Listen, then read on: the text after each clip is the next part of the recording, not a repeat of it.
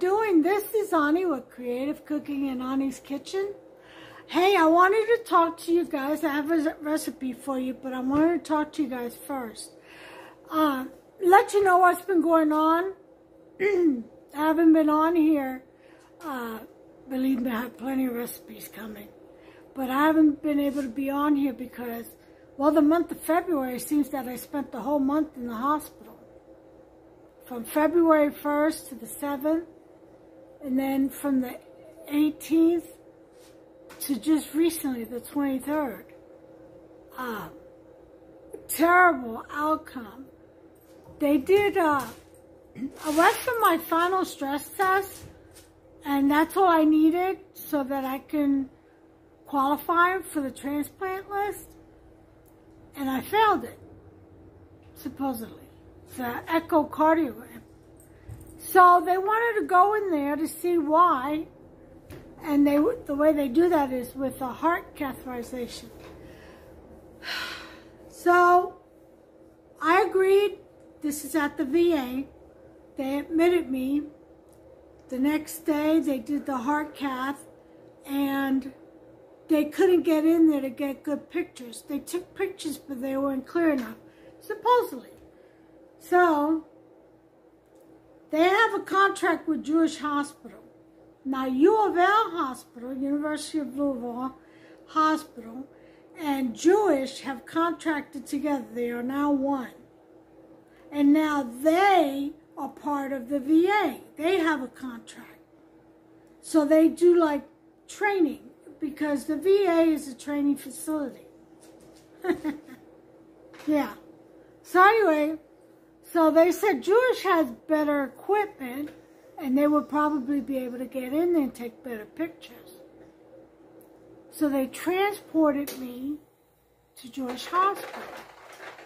The next day, they did the heart cath there. Another one. So this is back to back. And they weren't able to take good pictures either. Why? Because the heart surgeon who put in my heart valve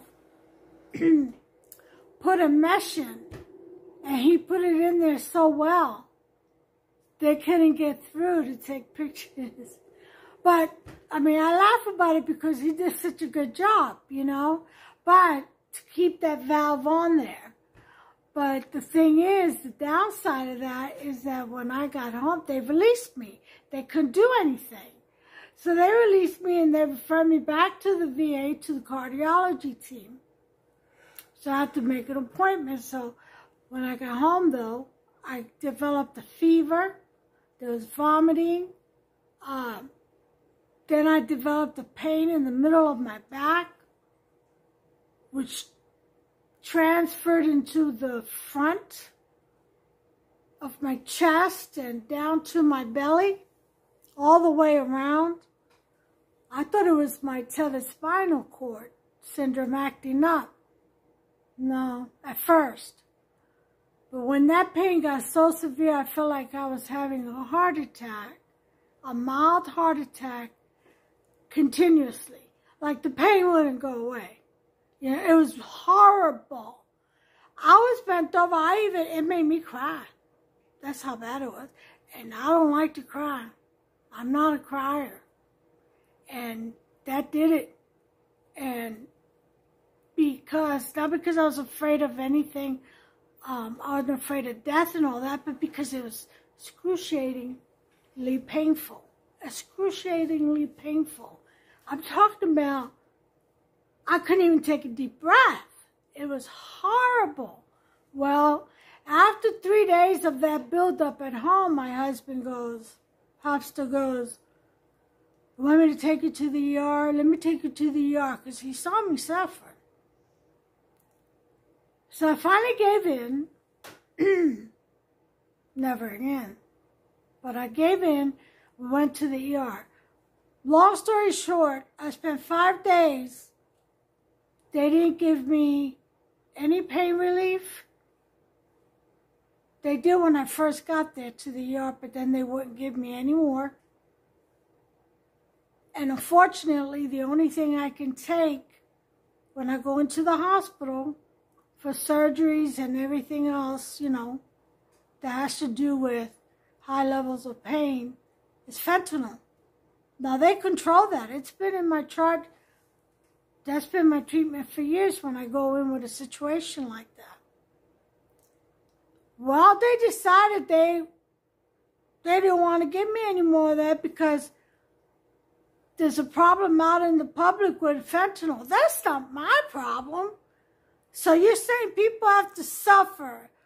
The ones who you monitor, who you control, the pain reliever of, they have to suffer because of public consumption or illegal consumption of fentanyl and other overdoses. I can appreciate the problem, but that doesn't mean you take away from the people who actually need it, who show no signs of levels of fentanyl in their blood as far as being a user or any other type of drug, narcotic. I mean, you're taking blood tests. You see my chart that goes back years,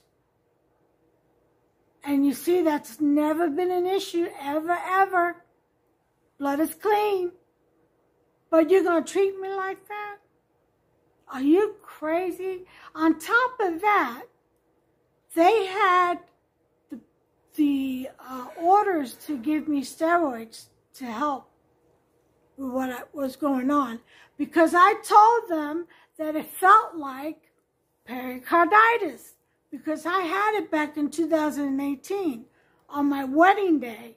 We went to the courthouse. I was feeling fine, and then it just hit me real hard and fast. And from the courthouse, we came home. I lay down for a minute, thinking I could make it go away by resting. And I couldn't. I ended up in the ER in the hospital 5 days. And they gave me, I think it was an antibiotic drip, maybe steroids, I don't remember. I think it was steroids. After 5 days, they helped me get all the fluid out, because acute pericarditis with infusion is fluid in the heart sac. Your heart swells up. Extremely painful. I wouldn't wish that on anybody. It's like an ongoing heart attack that doesn't end. It's that painful. But they wouldn't help me, and they wouldn't give me the treatment. If they would have given me the treatment in the ER, the steroids, given me the prescription, I could have taken my Mary Butt home, and because that was the outcome. When I left after 5 days, all I got was a prescription for steroids. That's it. They made me suffer for 5 days in pain without any relief, and I come out of there with a prescription for steroids, which helped, but it helps. It's helping, okay, because there's still pain there. Not as it's tolerable. But my question is, why didn't I get that right away? Why did you keep me in there without treating the symptoms, without treating the pericarditis, and then also leave me there without any relief of pain? It doesn't make sense. Why would you do that? That's a complaint and a half. It's actually a lawsuit. But the new me has to be forgiving. And I'm going to forgive. And I'm going to let God, trust God, into handling this. But at the same time, I've got to look out for my fellow brothers and sisters that are in there being treated the same way, especially the geriatrics patients. I'm sure they're left in god-awful pain, because I sure was. And I'm not nearly there yet, as far as geriatric goes. But you know what I'm saying? I've got to look out for my fellow brothers and sisters that served this country shouldn't be treated like that. Not at all. Especially not at their own hospital, the VA. It's horrible, completely horrible. But Father helped me through it. God, just the memory alone. He helped me through it, and I'm home. I'm taking the steroids, and which reminds me I have to take them right now. And they're helping with the it's acute pericarditis. Look it up. Acute pericarditis. Yeah. So I'm happy to be home, and I will never, ever go back there again. So now there's 1, 2, 3, 4 hospitals that I've had to let go of. I will not go back to. That's Baptist Health in North Hardin County, Norton's Hospital, Emergency, U of L and Jewish. They're not too bad. I mean, I was well taken care of there, to be honest. And they did do what they were asked to do. So, that's still up in the air a little bit. And the VA. So,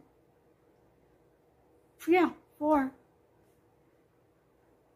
Well, 3 with 1 questionable one, which is Jewish. Jewish is a heart hospital, and they're really good because that's where I had my valve replaced at. That's where Dr. Gansel works, and he's a top surgeon. Sure is. But that's what happened. I've been, like I said, at the hospital like practically all month. And these last 5 days were the worst ever in my life. I mean, it hurt worse than labor pains. Really bad. Yep. But that's where I've been. So now here we are. I think it's the 28th now. And I'm home. Been home since last Wednesday. So recovered a little bit. And I'm here to share another recipe. Just want to let you all know where I was and what's going on. You know, I keep you informed. And if this can help anyone, you know, I would say contact an advocate, you know, of the hospital. And right away, don't wait, don't trust. It's not worth it. They don't care. It doesn't seem like they do. My husband even called the hospital administrator and told her she needed to come and see me and told her everything that was going on, and she never showed up. Not ever. Not once did she come and see what the problem was. Telling you, it was a bad stay. But anyway, it's over now. I'm glad God brought me through it. I don't ever want to experience that again. But if I do, I know what to do. I know exactly what to do. I know exactly what to ask for, what to demand. You know, I'll just say, no, give me a prescription for service. I called my primary care physician. I told her, I said, I will not go back.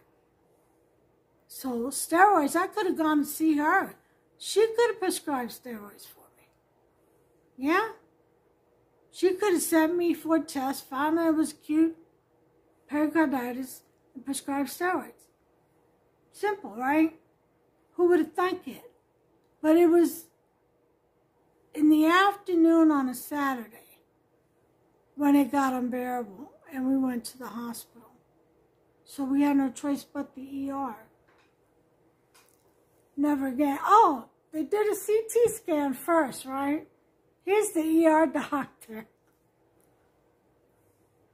We couldn't find anything. Your scan is clear. My scan is clear. Do you not see me writhing in pain, doubled over? Crying? And you gonna tell me that scan is clear?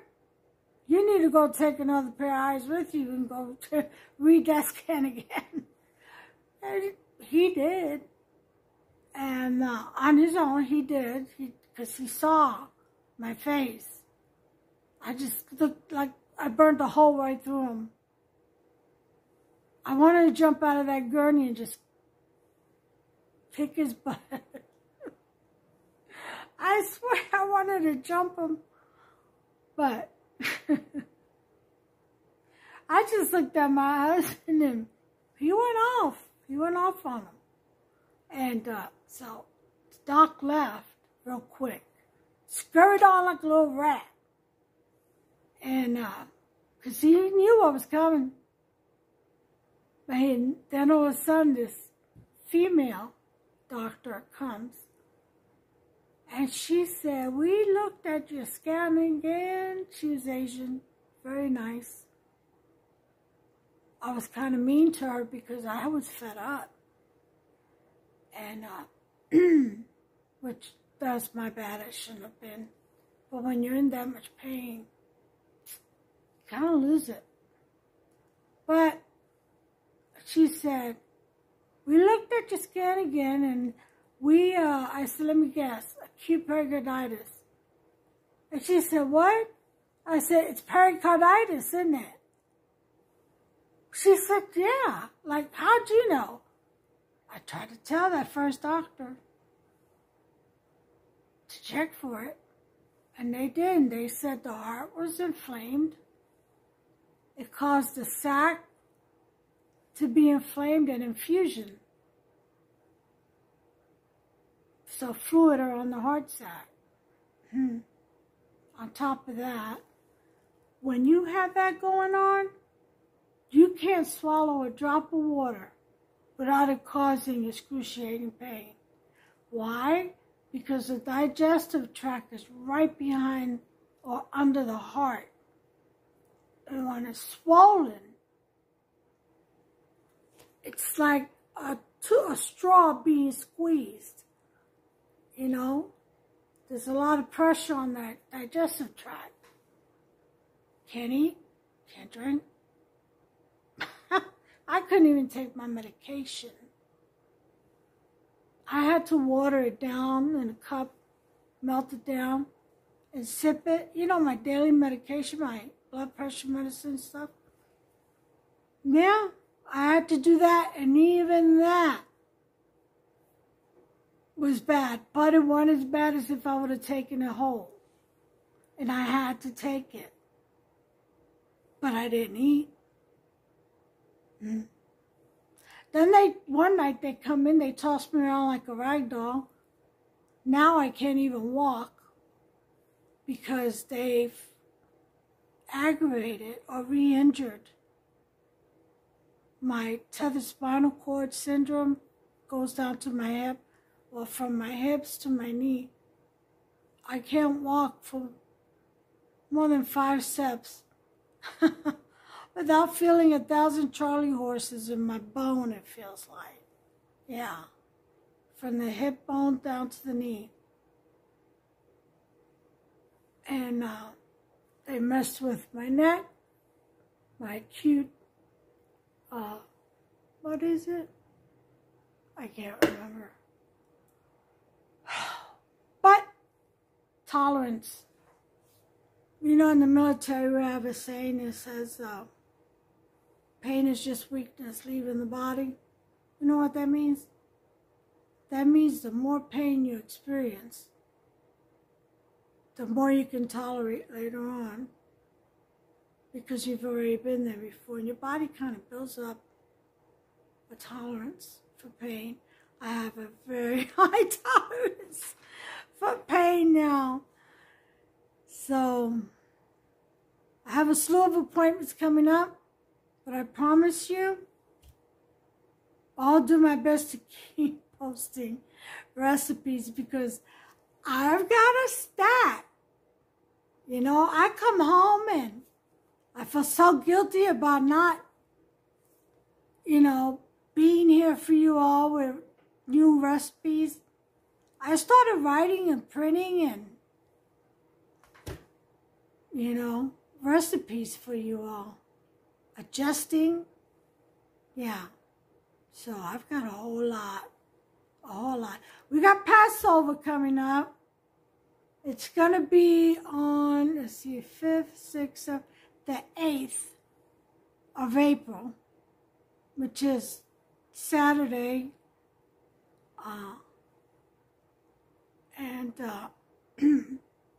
So we'll have that big dinner.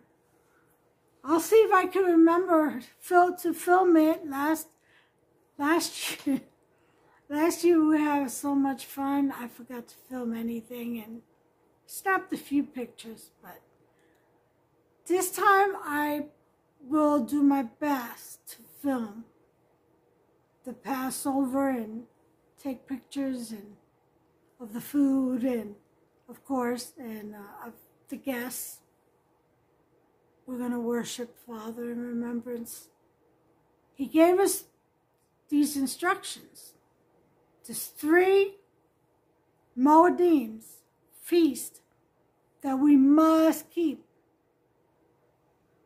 All right, the first one is Passover, not Easter. Passover. The second is Pentecost. And the third is Feast of Tabernacles. And they all have a meaning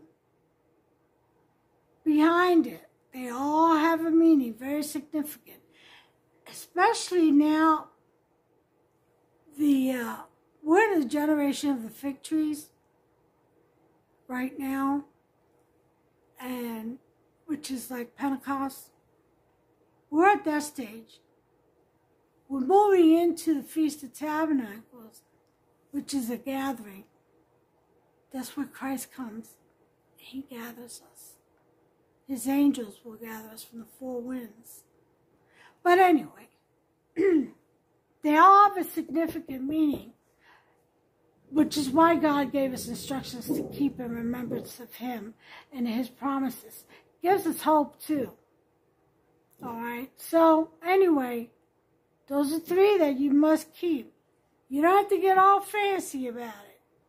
You know, a simple dinner, pray and worship Father, and thank Him. You know, do your little communion. Commune with Him. Some matzo crackers or regular crackers. A little bit of wine or Welch's drink, you know. And do your communion and bless God, and there's your Moedim. And you do that Passover, Pentecost, and Feast of Tabernacles. And you can Google the dates. It'll give you the Gregorian calendar dates, but it's a celebration of our Father and what He's blessed us with. But anyway, I just want to throw that in there. I will take video, I hope. Look, my mouth is still crooked. My husband says he's going to give me a bite to put right here like Popeye. He's silly. But I'm glad I'm home. I'm glad to be here with you all. And I'm getting ready to go ahead and take you over here and start this dinner. Hop's just taking a nap. He just came home from work. He's taking a nap while I make this dinner, and that'll be that. I hope you enjoy it. Okay, so here we go. We're in the kitchen area. And what I'm going to make is chicken bechamel lasagna. Okay? Oof, excuse me. Getting a little dizzy. Must have gotten up too fast. But I'm going to do quick version as far as the bechamel sauce. Only because I can't stand for long. But you can do the, you can do it from scratch if you want to. Bechamel sauce is milk, butter, Parmesan cheese, a little salt, pepper if you like it, and some flour.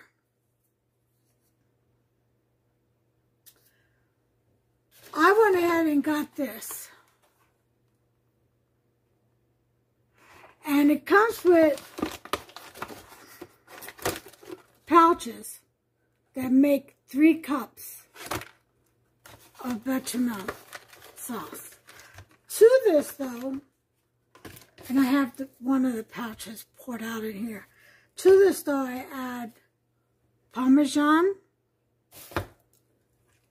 onion powder,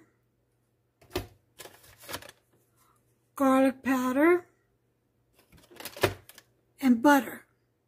Of course, milk, which I'm going to show you I have over here. I have my oven-ready lasagna noodles soaking in water to help them get soft, because I don't like hard lasagna. It doesn't go down very well for me. So I like it a little softer. You do it the way you like, okay? Your kitchen, your rule. That's the beauty of it, all right? Now, as far as the chicken, I went ahead and got, I'm trying this for the first time, John Soul's Food, fully cooked, flame grilled, seasoned chicken breast strips. It says grilled to savory perfection. All right. Well, anyway, I got this. All right, so you can do your own fresh chicken, okay, which I had some chicken breast, and that's what I was going to do, but again, my body says no. So I have to take the shortcut. And usually I make my own bechamel sauce. Again, shortcut. I got some green peppers and mushrooms in here. I'm going to stir fry those and then add the grilled chicken. I am going to put some Grill Made Smokehouse Maple with when I fry the mushrooms and peppers, green peppers, because this is the bomb flavor. Okay, so I have to get some more cheeses. Let me turn you around and show you. I've got a bunch of cheeses here. I've got mozzarella, provolone,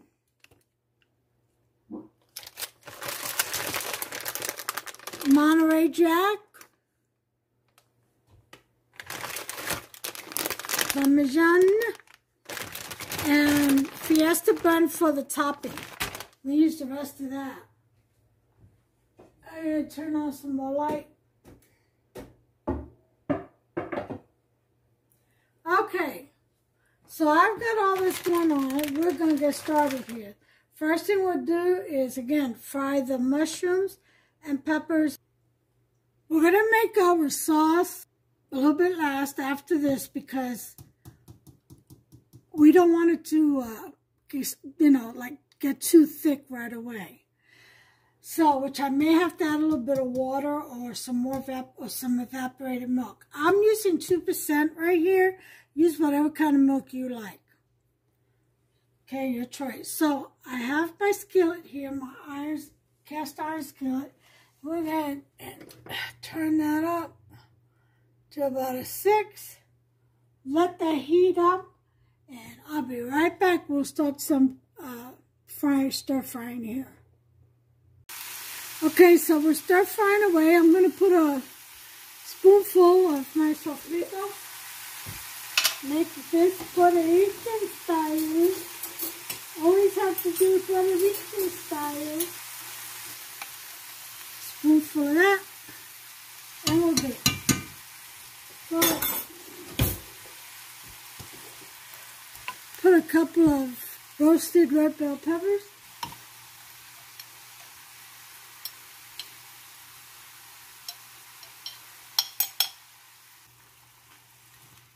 If you wanted to make it like chicken and vegetables like broccoli, cauliflower, carrots, peas and corn, you can, black beans, whatever. You know, just get creative. Do what you like. I decided to do the mushrooms and green peppers. It was originally just the green peppers. But then I saw the mushrooms in the fridge. I thought I better use them. And as you can see, I added some roasted bell peppers and a spoonful of sofrito. So you get creative as you go. That's the whole point. That's the whole point to this channel. Let's try new things. Let's experiment. Get in there. Make it our own. Yeah. Share. I want to welcome all the new subscribers. Sometimes I forget to do that, and I'm sorry.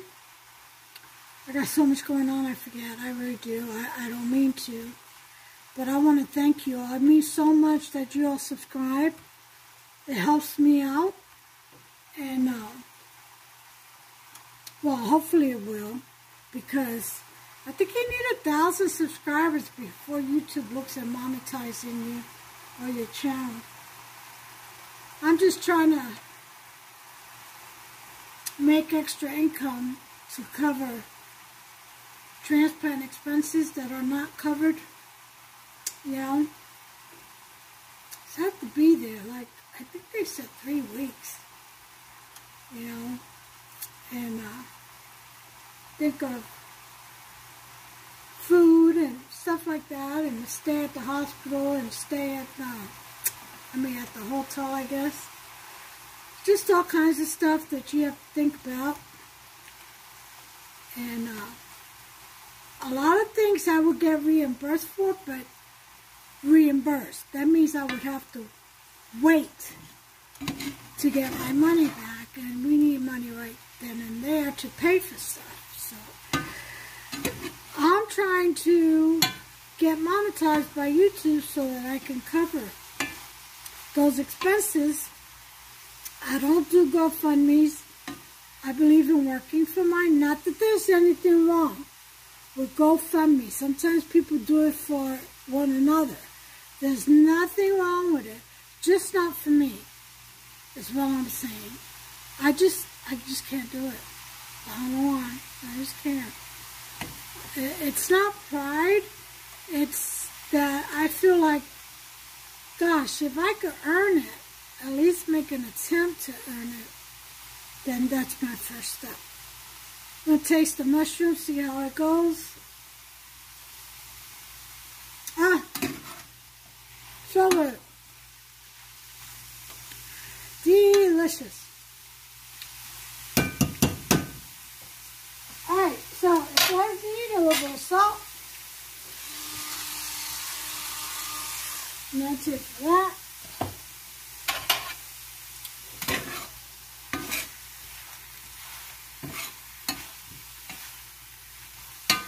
Okay, so this is good. Done with that. So now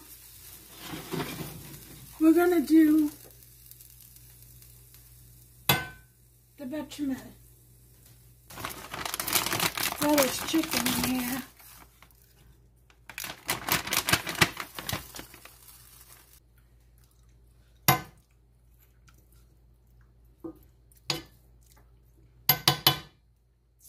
Okay, we're going to slowly whisk this.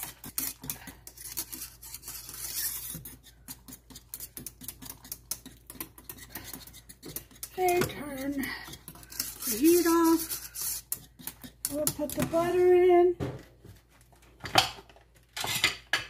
2 tablespoons of softened butter.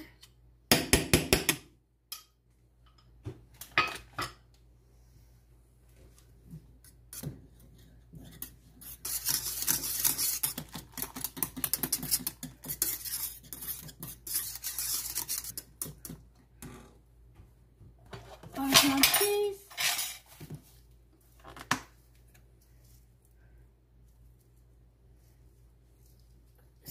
pour it up.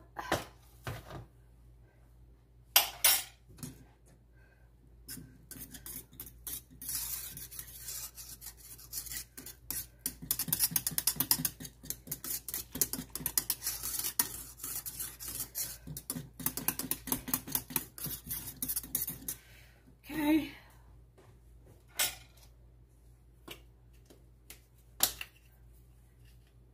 Onion powder, a teaspoon,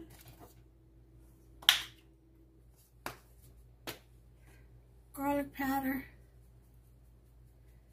about a teaspoon,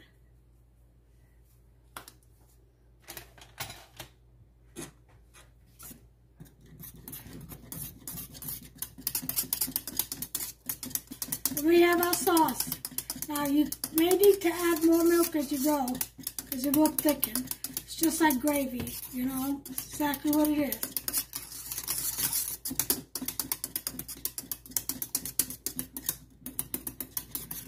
All right, a taste. That's good.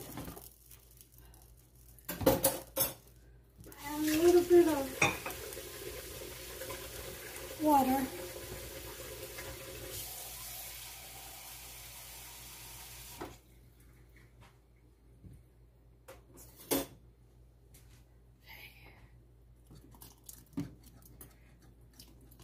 Like I said, this gets really thick.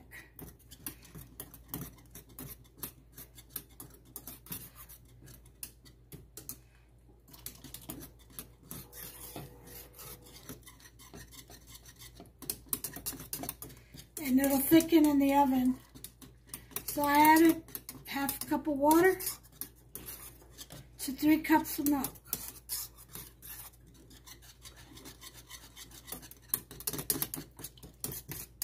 Okay, that should do it. Now, we're going to take this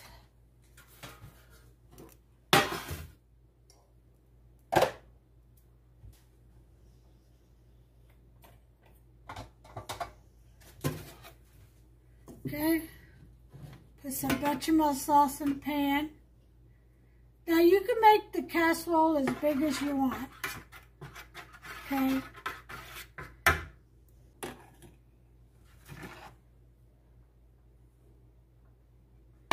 But then we're going to add some shredded Parmesan cheese. Okay.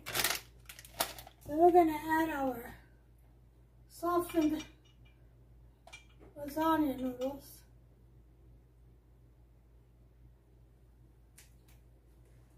And they are just long enough, see, to fit right in there.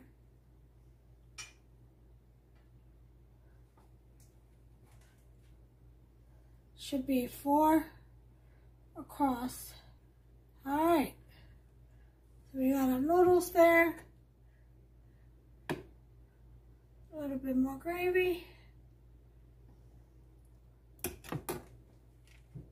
Put our provolone.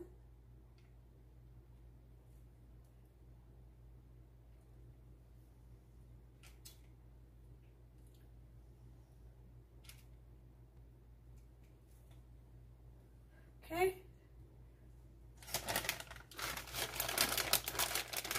Monterey Jack.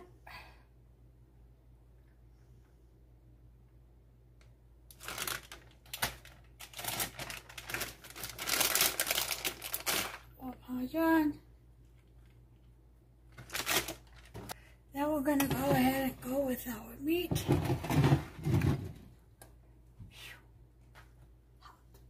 Hot, hot, hot.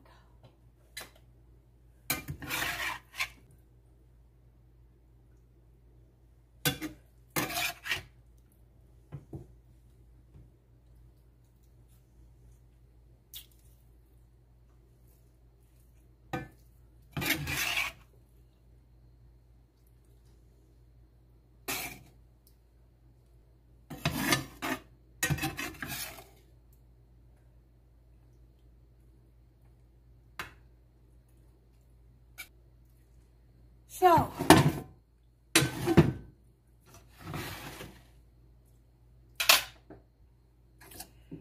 put some sauce on here.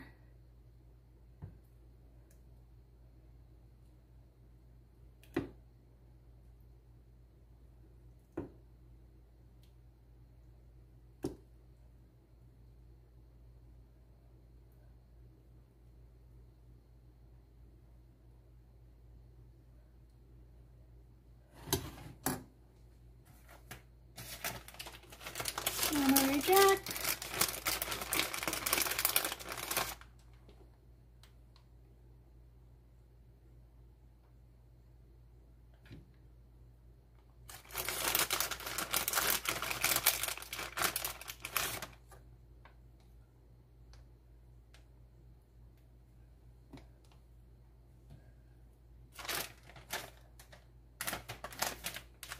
Mix it out.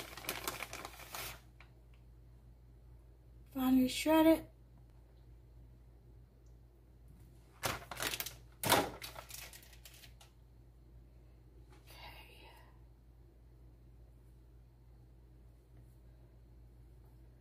Rest of the provolone, noodles. It's a very easy recipe. Pretty quick. Alright, set my oven to 350. Okay. Put the sauce.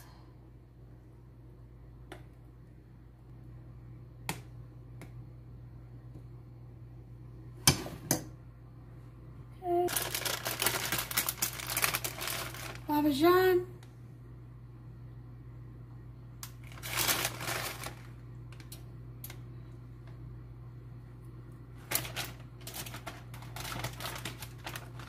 Mix it out.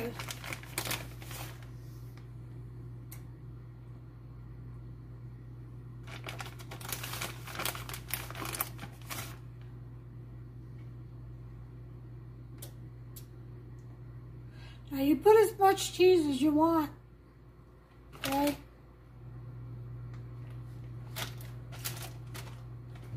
So, we'll put the Fiesta cheese in last.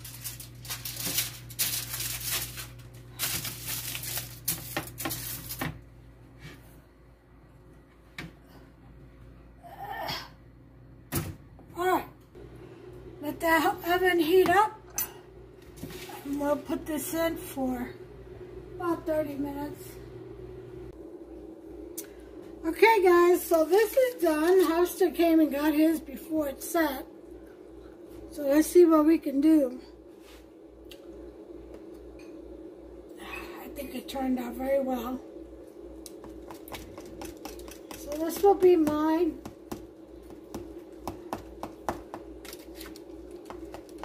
serving. So it'll be smaller than usual. See, now it's set.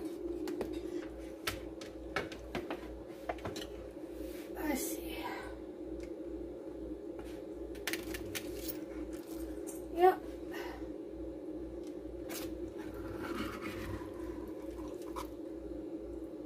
Oh, this is nice.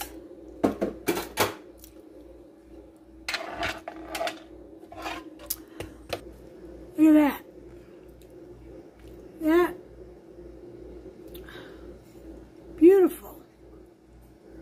This with some salad and bread.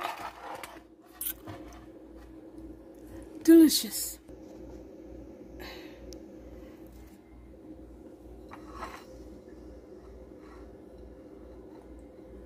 There is your grilled chicken Béchamel lasagna. Now listen, if you all enjoy this recipe, go ahead and give me a thumbs up, please. Go ahead and subscribe. Become a subscriber. That helps me out. Know on to you. You'll be able to see every video that I post when I post it if you go to the right of that and tap on that bell, okay, that will allow you to see or receive a notification whenever I upload a new recipe. So go ahead and do that. In the meantime, listen, thank you all for joining me. Thank you for subscribing, new subscribers. I do sell aprons for $18. They could be custom made with your color and, well, if it's on the palette. And pink, blue, you know, if you're a guy. We could put your name on there. $18 plus shipping. Okay? Which is really lightweight, so shipping shouldn't be too much. Just depends on where you are also. But check it out. I'll post a picture of the aprons.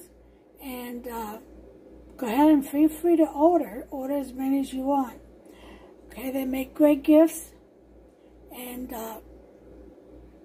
my food is out of this world delicious. So go ahead and advertise that channel. I really love you guys in Christ. I want to thank you all for sticking with me. And until the next recipe, listen, take care of yourself and one another. Okay? God bless you. Bye.